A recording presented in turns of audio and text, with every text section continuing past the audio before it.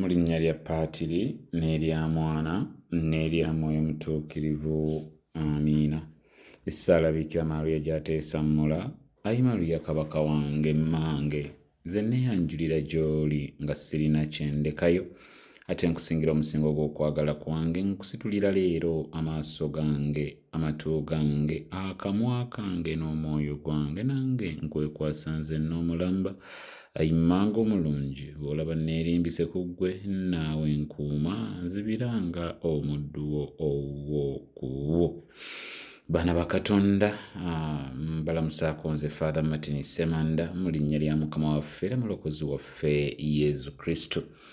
Mu nnyenye yaffe eya wiiki eno, bamalayika bali mu kkubo bajja. Bamalayika bali mu kkubo bajja ye mu nnyenye yaffe eya wiiki eno.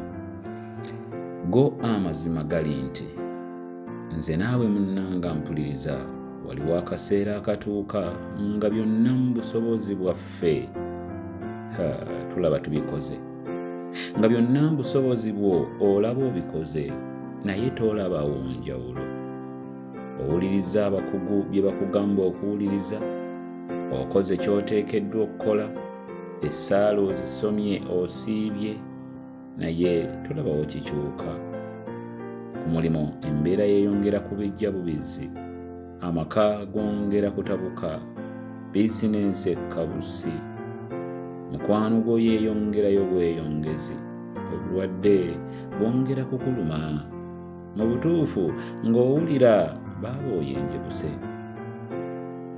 Kino nkikugamba muganda wange, nti ne mu mbeera eyo Mukama waali, ne mu mbeera bw'etyo Omukama waali akumanyi, ky'oyitamu akimanyi, and he actually knows when it's too much.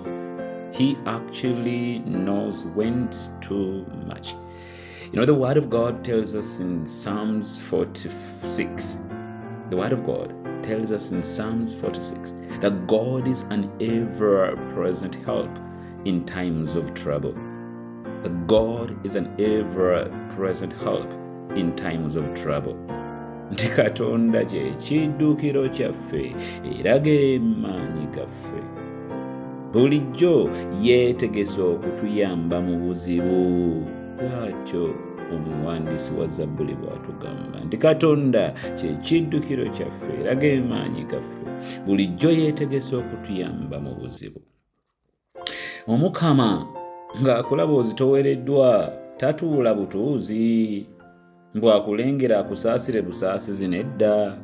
Bulijjo mwetegefu okusindikira bamalayika okujja okukuggya mu bunnya, okukuzzaamu amaanyi, okukukolereza ettawaaza ebadde ezikidde. Bamalayika baweereza ba Katonda mu kutuukiriza obuvunaanyizibwa obw'enjawulo Omukama yennyini bw'aba abatumye. Abamu abeeyambisa mu kulwanirako abaana b'entalo ez'enjawulo, abandi abeeyambisa okumenyaamenya amaanyi g'ekizikiza, abandi kututangira, okutuwa ebyokuddamu nga tubadde tusobeddwa, n'okuddamu okutukolereza ettawaaza zaffe nga zibadde zizikidde, tusobole okudda obuggya n'okuddamu amaanyi. Tekituufu oyinza okuba nga mu mazima baaba ebyaddala okooye, olinze okooye, ogumiikiriza okooye, osabye okooye, yes. Munnanga awo w'oli si we watuufu okuwanikira, nedda baaba nsaba olindeko katono. Bamalayika bali mu kkubo bajja, ekisa kya Katonda kijja, akalembereza kajja, obujulizi bujja. Bambi towanika, bambi kumamu. Mukama akimanyi oli muntu, akimanyi okola ky'osobola naye tewali afaayo, okola nnyo naye tewali asiima, weemalamu naye tolaba bibala. He is about to step in and do what you couldn't do. I do promise this in Jesus' mighty name. I'm saying he's about to step in and do what you couldn't do. And I do promise that in Jesus' mighty name. bamalayika already bali mu kkubo, bajja bambalidde okuwonyezebwako mu biwawaatiro byabwe, bajja bambalidde okusumululwa ku biwawaatiro byabwe. Yes, bambalidde omukisa gwo, bambalidde bakutte empapula zo z'osabidde ebbanga, contract yo, bambalidde omwana wo gw'obadde osaba Katonda akuwe, bambalidde bazze bakutte empeta yo. Yes, I do believe that. You might now be at a breaking point. Yes, I know you might now be at a breaking point.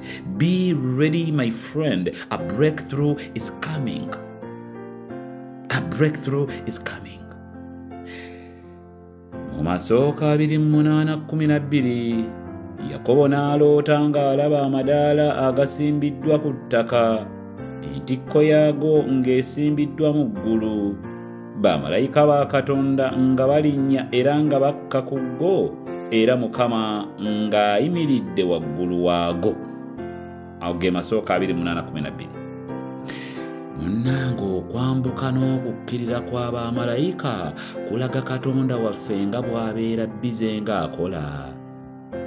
Asindika bamalayika buli kaseera, abasindika buli kaseera okulwana entalo z'abaana be, okutaasa abaana be, okubawabula, okugabula ebitone ebyenjawulo okusinziira ku bwetaavu bwa buli ssekinnoomu asabye, okutaasa obutwa baba bategeddwa obutwa, okutaasa eddogo, I just love what the God does with his angels, okulabula ku balabe bo. Ate nga bo bamalayika abalala bambuka, baddayo waggulu, bazzaayo alipoota ez'enjawulo eziva ku nsi. Yes, kyekigenda mu maaso ekyo baana bange. Enjawulo weeri tuli mu nsi ya mubiri, tetulaba kigenda mu maaso ekyo. Kituufu omuyaga gwandibanga gukuyuuya ebyaddala, gukuzze eno gukuzze eri, omulaba akusibye enjegere wenna osobeddwa. Yes, byonna byandibanga bigenda mu maaso, wabula waliwo ekigenda mu maaso ky'otalaba. Omukama yawulidde dda omulanga gwo era asindise bamalayika bajja okulwana n'abo abalwana naawe, n'okubugula omuyaga ogwo ogwolekera gy'oli gugende mu nnyanja. Omuyaga ogwo ogukuyuuya gugende mu nnyanja, gwolekere mu nnyanja. Yezu ng'ali ku nsi kuno okuva ku myaka 12 okutuuka ku myaka 3, tewali nnyo byawandiikibwa bimwogerwako. Kiki kye yali akola, kiki kye yali aliko, tebabijjaayo nnyo okuva ku myaka 12 paka ku 3, wabula ng'awezezza 3 tumulaba ng'ayolekera omugga Yorodaani, Peetero amubatize, manya Yowanna omubatiza amubatize, era nga Yowanna asongera mu bonna abaaliwo nti oyo akaliga ka Katonda, oyo ajjawo ebibi by'ensi. Awo tumulaba ng'awezezza 3 kigenda mu maaso. Ebyaliwo ng'abatizibwa kanneme byogerako kati nabbi genda buziba, wabula nga wayise ebbanga eddene ly'embagambye okuva ku myaka 12 paka ku 3 yavaayo okubatizibwa, yavaayo abatizibwe era atandika embutongole omulimo kitaawe gwe yali amutumye. He came out officially to begin his public ministry as directed by his heavenly Father. Walisuubidde nti kitaawe mutabani waavuddeyo ku myaka 3 yali musindise mu kibuga ekinene omujjudde abantu, ayigirize atandikirewo okuwonya abalwadde ensi yonna ng'eraba, okugoba masitaani ensi yonna ng'eraba. Yandimusindise mu banene mbakulu mu gavumenti, bamutegeere bulungi nga bw'ali ow'amaanyi, nga bw'ali omunene, bamanye nti omunene atuuse. Wabula ekigambo kya Katonda kitugamba nti malayika w'Omukama yamutwala mu ddungu okukemebwa. Wano nsaba owulirizeewo bulungi mukwano gwange, osobola okubeera mu ddungu naye ng'okubeera mu ddungu kwo kulimu enteekateeka n'omukono gwa Katonda. Let me say this once again. Osobola okubeera mu ddungu naye ng'okubeera kwo mu ddungu kulimu omukono n'enteekateeka ya Katonda. nga Katonda yakusindise mu ddungu abeeko kyakubalira, abeeko kyakugusiza. Listen to this, friend. You can be in the desert by divine design. May I say it again? You can be in the desert by divine design. Eyamutwala mu ddungu teyali Sitaani wabula malayika wa Mukama yennyini eyamutwalayo. Waliwo akadde ebyaddala ng'oli mu ddungu era ng'osobeddwa. Kyo kyekituufu.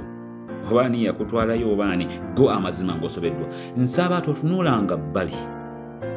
Omukama mugambe nti kitange bwe kibanga eddungu lye ndimu ggwe walintwalamu, baaba ng'ondezaamu nkooye.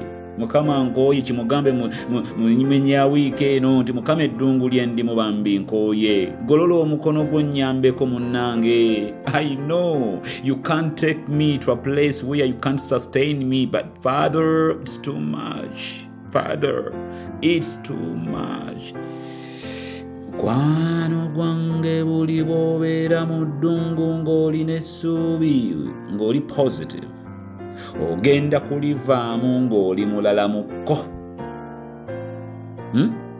Ng'ennaku ana ziweddeko era ng'obutego n'ebikemo bya Sitaani byonna Omukama Yesu abiwangudde positively. Bayibuli etugamba nti bamalayika bajja ne bamuwa amaanyi. The heavens were so happy because he was able to defeat all the tactics of the enemy. Yasobola okuwangula buli katego kangubi konna, yasobola okulebeera positive n'okulemerako n'amanya nti ne mu mbeera ne mu maziga amangi asigala nga ye Mukama, ne mu ddungu asigala ye Mukama, mu kulegezesebwa okungi asigala nga ye Mukama. Ne bajja ne bamuwa amaanyi, eggulu lyonna nga ssanyufu. Ekyama kiri wamu wokka, wakati mu kubeera mu ddungu teyatendewalirwa, amaaso teyagajja ku kitaawe. That was the only secret. That was and is the only secret. Era batugamba nti Yesu yagenda okuva mu ddungu ng'ajjudde amaanyi agateyogolikika, amaanyi ag'enjawulo. Amaanyi ago yagajjawa? Bamalayika bali Omukama be yaweereza bajja nago, era agenda okutandika omulimu gwa kitaawe mu butongole, his public ministry, nga teyeŋŋangika. Some of you friends, my friends, are suffering from battle fatigue. I know. Some of you are suffering from battle fatigue. Banje embeera bayitiriddeko, yes. Bambi nsaba Katonda oyo gwe nsinza. Nsaba munnange Katonda oyo gwe nsinza. Ng'omaze okuwuliriza munyenye eno, akunsindikirireyo bamalayika.